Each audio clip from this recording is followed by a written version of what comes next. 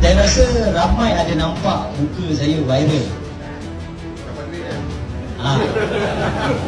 Ramai nampak video ni. Jadi saya nak bagi pencerahan berkenaan video tersebut. Video tersebut adalah video pada 2020 ketika PRN di Selangor, bukan video sekarang. Jadi video ni adalah ketika itu kita, jentera-jentera kita bantu untuk Dun Kota Damansara dan juga Pai Jaras. Ketika itu Dun Kota Damansara itu saudara Izwan di Kota Damansara, dan di Pai Jaras YD Khairuddin.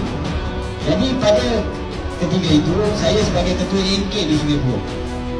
Jadi apabila semua AMK ni dah bantu jentera jadi jalankan biasalah benderanya, pacarnya, semua kerja-kerja untuk PRU turun setiap ceramah-ceramah.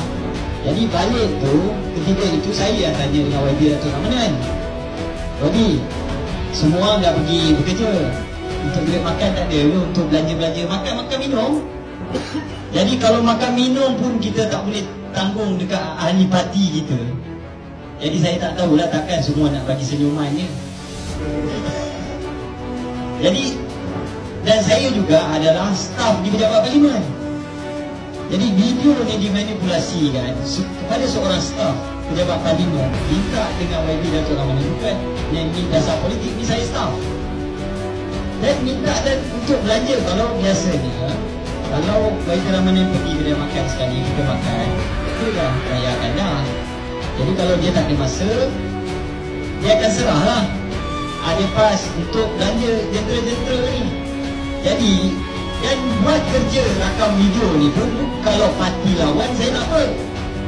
Ini adalah parti kita sendiri yang rakam. Dia bertanding di dalam cabang Sungai Buloh sebagai timbalan, dan kalah teruk 200 undi, saya lagi 771 undi daripada dia.